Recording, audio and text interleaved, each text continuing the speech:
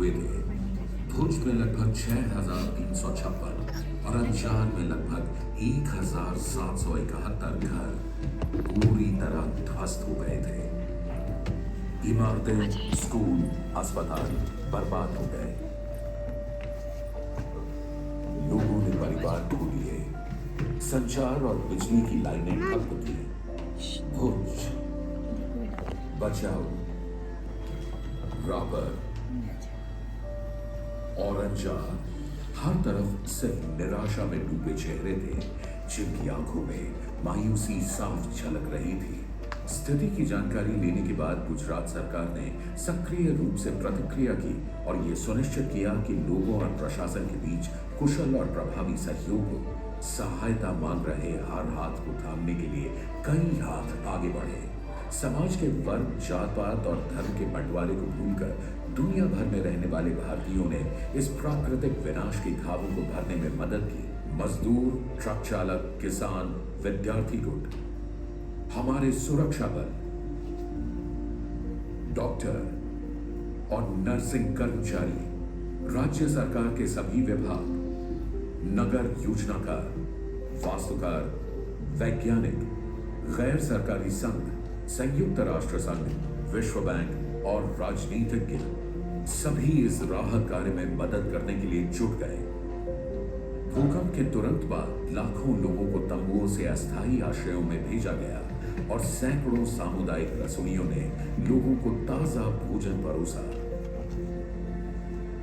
भूकंप आने के कुछ ही दिनों के अंदर तंबुओं में अस्थायी स्वास्थ्य केंद्र बनाए गए।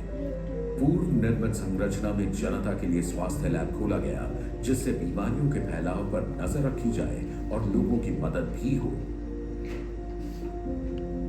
इसके तुरंत बाद जल्द चेतावनी के लिए GIS आधारित रोग निगरानी शुरू की गई, ताकि किसी भी संक्रामक रोग को फैलने से रोका जा सके। अधिकारी भी समस्याओं और जरूरतों को जानने के लिए भूकंप प्रभावित तालुकों में रहे। भुज में और अन्य इलाकों में पुनर्निर्माण में तकनीकी सहायता के लिए स्थानीय प्राधिकरण बने।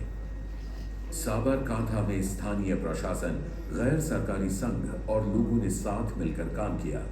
कलेक्टर कार्यालय में एक केंद्र बनाया गया और राहत सामग्री के लिए सहायता मांगी गई।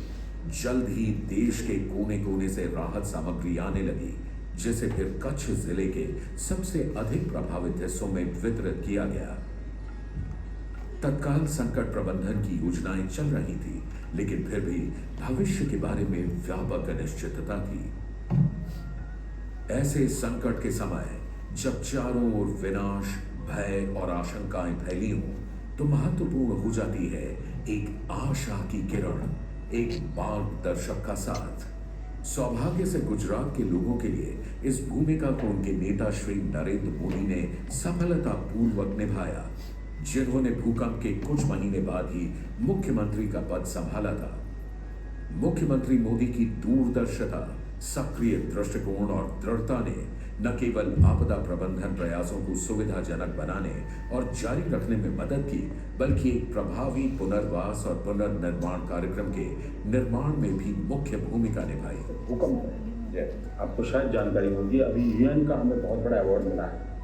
विश्व के सारे रिपोर्ट्स कहते हैं कि भूकंप के बाद लोगों को बाहर आने में कम से कम 7 साल लगते हैं और उसके बाद बैठना शुरू करते हैं, 10 साल के बाद चलना शुरू करते हैं।